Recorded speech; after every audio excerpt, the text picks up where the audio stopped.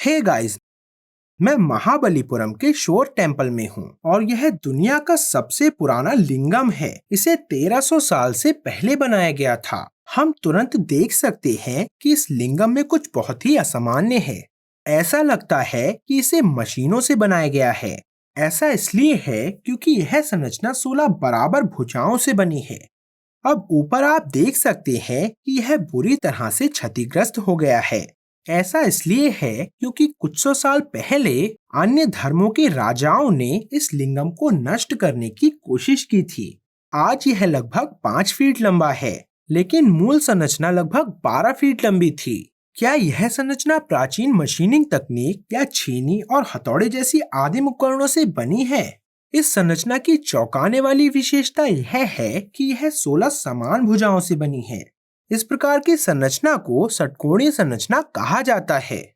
आदिम औजारों से इस परिमाण का एक पूर्ण अखंड षटभुज बनाना असंभव है। 1300 साल पहले कोई इस संरचना को कैसे बना सकता था? आज हम कंप्यूटर नियंत्रित मशीनों का उपयोग करके विभिन्न बहुभुज बना सकते हैं, लेकिन 12 फुट की चट्टान को 16 बराबर भुजाओं में काटना आसान नहीं होगा। यहाँ तक कि मशीनों से भी एक पूर्ण षटभुज बनाने में सबसे बड़ी समस्या पहलुओं की लंबाई या चौड़ाई नहीं है। इन्हें सरल उपकरणों से मापा जा सकता है, लेकिन समस्या पक्षों के बीच सही कोण बनाने में है। केवल 8 भुजाओं वाली संरचना बनाने के लिए हमें प्रत्येक भुजा के बीच सटीक कोण की गणना करनी होगी, जो कि 135 डिग्री होगा। अब इस लिंगम में भुजाओं की संख्या दोगुनी है, जिसका अर्थ है कि प्रत्येक भुजा के बीच का कोण 157.5 डिग्री होना चाहिए। अब डिग्री में दशमलव बिंदु है।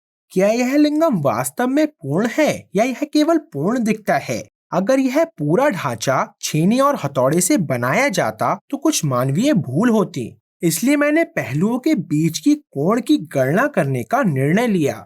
यदि यह एक पूर्ण षटभुज है तो सभी पक्षों के बीच का कोण ठीक 157.5 डिग्री होना चाहिए। यहाँ आप एंगल फाइंडर के साथ मेरा माप देख सकते हैं। आप देख सकते हैं कि कोई त्रुटि नहीं है और यह 157.5 डिग्री का सही कोण दिखाता है। मैंने सभी पक्षों को मापा है और यह एकदम सही है। यह आधुनिक उपकरण जिसका मैं आज इस्तेमाल करता हूँ मुझे दशमलव स्थान नहीं दिखाता है, लेकिन आप देख सकते हैं कि यह काली रेखा इन दो रेखाओं के बीच हमेशा आधी होती है।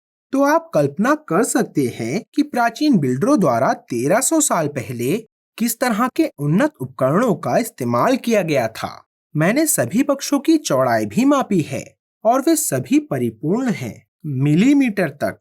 इसका मतलब यह है कि इस संरचना में कोई मानवीय त्रुटि नहीं है, जो यह साबित करती है कि यह संरचना उन्नत मशीनरी के साथ बनाई गई थी। लेकिन एक और संरचना है जो इस 16 मुखी शिवलिंग से भी ज्यादा चौंकाने वाली है। मंदिर की मीनार के शीर्ष पर एक 16 मुखी संरचना है जिसे कलशम कहा जाता है। एक नियमित षटभुज बनाने के लिए सीधे मशीनिंग की आवश्यकता होती है, लेकिन हम इस मंदिर के टॉवर के शीर्ष पर जो देखते हैं उसके लिए अलग अलग आकार और खांचे के कारण बहुत जटिल मशीनिंग की आवश्यकता होती है। यह देखने में धातु की संरचना जैसा दिखता है, लेकिन वास्तव में यह पत्थर से बना है। ये कलशम यहाँ से देखने में तो छोटा लगता है, लेकिन वास्तव में यह 6 फीट लंबा है। टॉवर की ऊंचाई 60 फीट होने के कारण यह छोटा दिखता है, और यदि आप जूम इन करते हैं तो आप पूर्णता के लिए बनाए गए 16 पहलुओं और विभिन्न आकृतियों को देख सकते हैं। उन्नत मशीनों और उपकरणों की मदद के बिना 16 पहलुओं के साथ ऐसा जटिल डिजाइन बनाना असंभव होगा। तब किस तरह की तकनीक का इस्तेमाल किया जाता था और इतिहास की किताबों में इस खोई हुई तकनीक का जिक्र क्यों नहीं है? अब वास्तव में आकर्षक विशेषता यह है कि जबकि पूरी संरचना ग्रेनाइट से बनी है, जो स्थानीय रूप से उपलब्ध है, लिंगम और कलशम ग्रेनाइट से नहीं बने हैं। वह एक प्रकार की चट्टान से बने हैं जिसे ब्लैक बसाल्ट कहा जाता है, जो 800 मील के दायरे में कहीं भी उपलब्ध नहीं है। काले बसाल्ट को दूर के स्थान से लाने और विशिष्ट संरचनाओं पर इसका उपयोग करने के लिए उन्होंने इतना कष्ट क्यों उठाया? यदि आप ध्यान से देखें तो हम देख सकते हैं कि क्यों। आप देख सकते हैं कि नमकीन समुद्री हवा के कारण ग्रेनाइट से बनी मूर्तियां बहुत जंग दिखाती हैं। हालांकि कलशम या लिंगम पर जंग का कोई निशान नहीं है, क्योंकि काला बसाल्ट खराब नहीं होता है। यही कारण है कि मंदिर के सबसे महत्वपूर्ण टुकड़ों को काले बसाल्ट से बनाया गया था। प्राचीन बिल्डरों ने न केवल उन्नत मशीनों का इस्तेमाल किया, बल्कि विभिन्न चट्टानों के रासायनिक गुणों को भी समझा। लेकिन हम इस खोई हुई तकनीक की सतह को केवल खरोच रहे हैं। दुनिया का सबसे पुराना लिंगम, सबसे जटिल फिर भी सबसे उत्तम लिंगम क्यों है? गर्भगृह का मुख पूर्व की ओर क्यों है, ताकि सबसे पहले सूर्य की किरणें इस लिंगम पर पड़ें? क्या यह महज संयोग है कि कलशम ठीक 6 फीट, लिंगम 12 फीट और टॉवर 60 फीट तक का बनाया गया था? इस तरह के सटीक माप की आवश्यकता क्यों थी?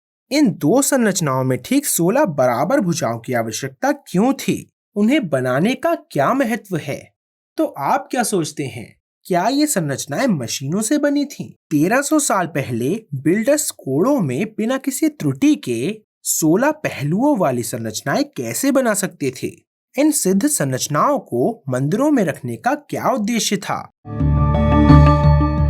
कृपया मुझे अपने विचार कमेंट सेक्शन में बताएं। मैं प्रवीण मोहन, देखने के लिए बहुत बहुत धन्यवाद। सब्सक्राइब करना ना भूलें और मैं आपसे जल्द ही बात करूंगा। बाय।